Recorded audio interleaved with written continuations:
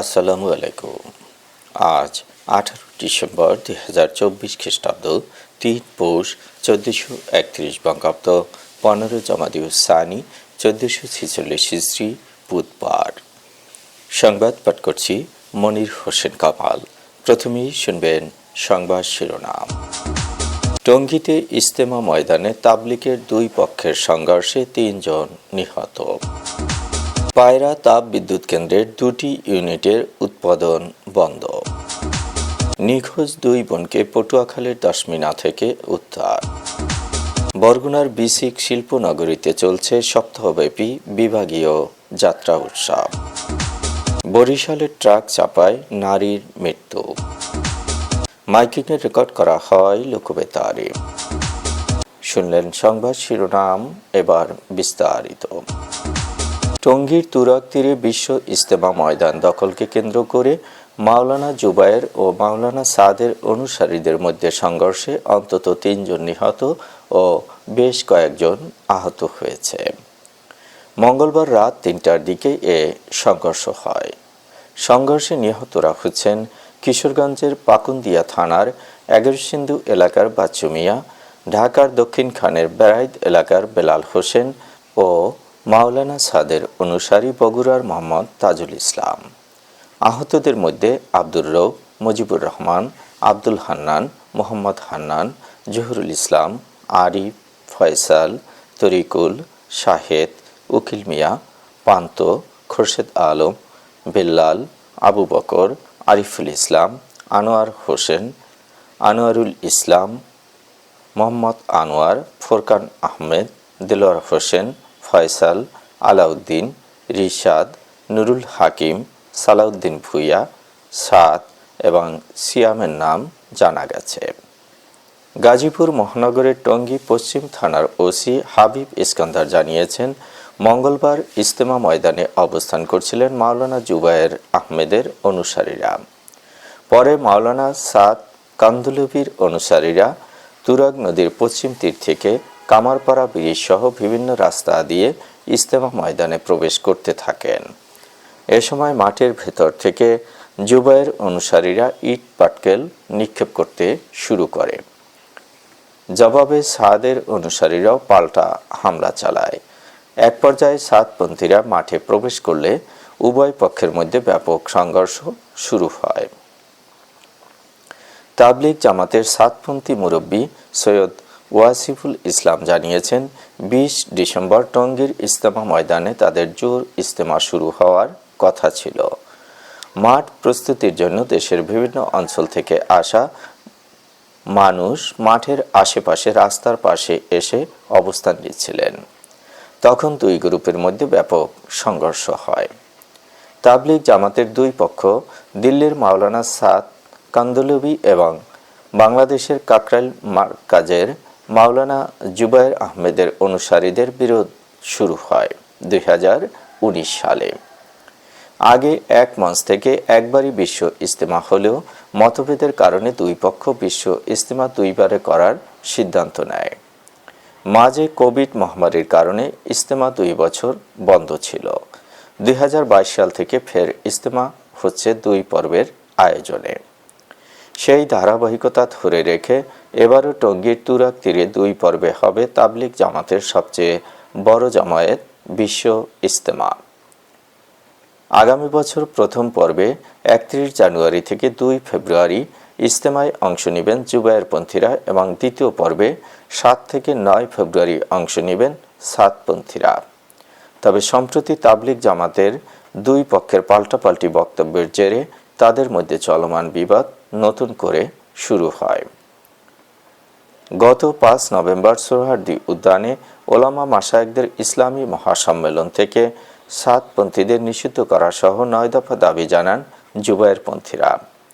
গত 15 নভেম্বর ঢাকার কাকরাইল মসজিদে সাদপন্থীদের ব্যাপক জমায়েত দেখা যায়। এরপর তারা ইজতেমা মাঠে 20 ডিসেম্বর থেকে 5 দিনের জোর ইজতেমা পালনের ঘোষণা দেন। টঙ্গীর মাঠে আগে থেকেই মাওলানা জুবায়েরের অনুসারীরা অবস্থান করছেন। সাদ অনুসারীরা ইজতেমা মাঠে গেলে সংঘর্ষ হয়। পায়রা তাপ বিদ্যুৎ কেন্দ্রের 2টি ইউনিটের উৎপাদনই বন্ধ রয়েছে। রোববার সকাল থেকে এ কেন্দ্রের প্রথম ইউনিটের বিদ্যুৎ উৎপাদন বন্ধ করে দেয়া হয়।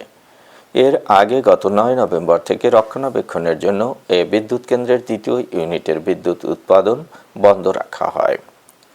পায়রা বিদ্যুৎ কেন্দ্রটির নিকটবর্তী লোন্দা গ্রামে আরপিসিএল নরিনকো ইন্টারন্যাশনাল পাওয়ার লিমিটেড নামের একটি বিদ্যুৎ কেন্দ্রের নির্মাণ কাজ চলছে। 660 মেগাওয়াট করে বিদ্যুৎ কেন্দ্রটিতে 2টি ইউনিট রয়েছে। বাংলাদেশ চায়নার যৌথ মালিকানায় এ বিদ্যুৎ কেন্দ্র নির্মিত হচ্ছে। এর উৎপাদিত বিদ্যুৎ জাতীয় গ্রিডে যুক্ত করার জন্য সঞ্চালন লাইন সংস্থাপনের কাজ চলছে। ফলে বাংলাদেশ বিদ্যুৎ উন্নয়ন বোর্ডের নির্দেশনায় পায়রা বিদ্যুৎ কেন্দ্রটির 2টি ইউনিটের বিদ্যুৎ উৎপাদন বন্ধ করা হয়। পায়রা 1320 মেগাওয়াট তাপ বিদ্যুৎ কেন্দ্রের সহকারী ব্যবস্থাপক অনুসন্ধান শাহ মনিজিকো জানিয়েছেন, গত 9 নভেম্বর রাত থেকে রক্ষণাবেক্ষণের জন্য দ্বিতীয় ইউনিটের বিদ্যুৎ উৎপাদন বন্ধ করা হয়।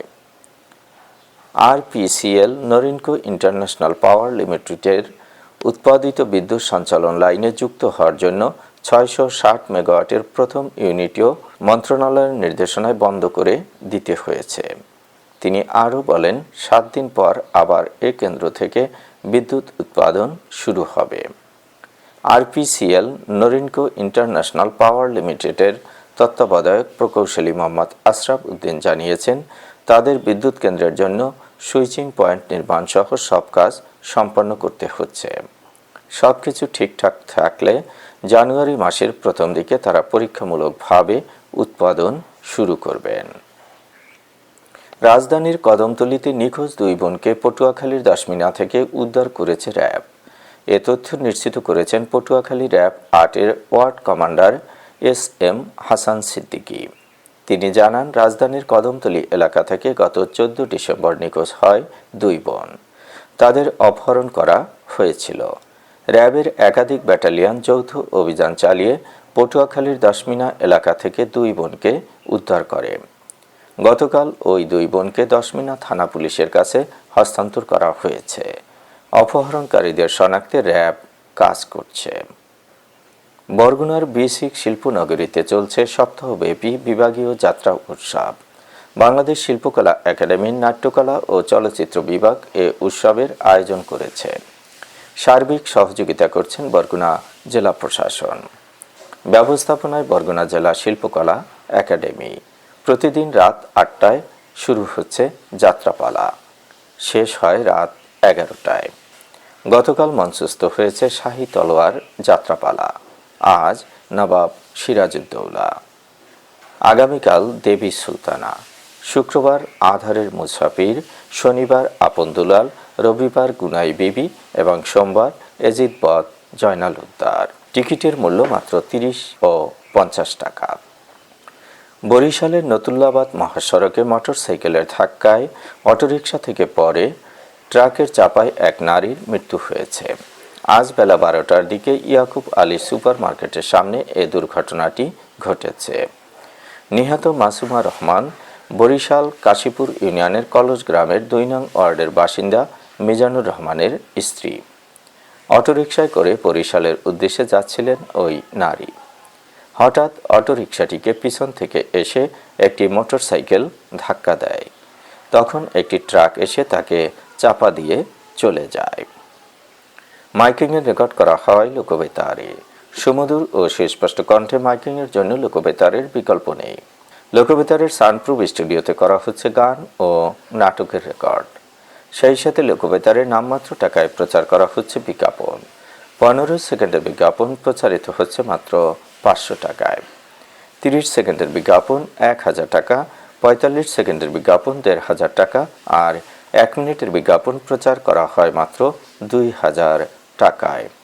নির্ধারিত টাকার বিনিময়ে প্রতিদিন কমপক্ষে 5 বার করে পুরো 1 মাস বিজ্ঞাপন প্রচার করা হবে।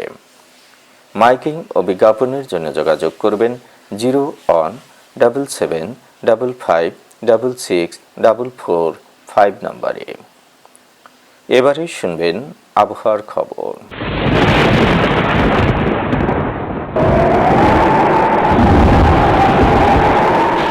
দক্ষিণ বঙ্গোপসাগরের মধ্যাঞ্চল ও তৎসংলগ্ন এলাকায় একটি লঘুচাপ অবস্থান করছে।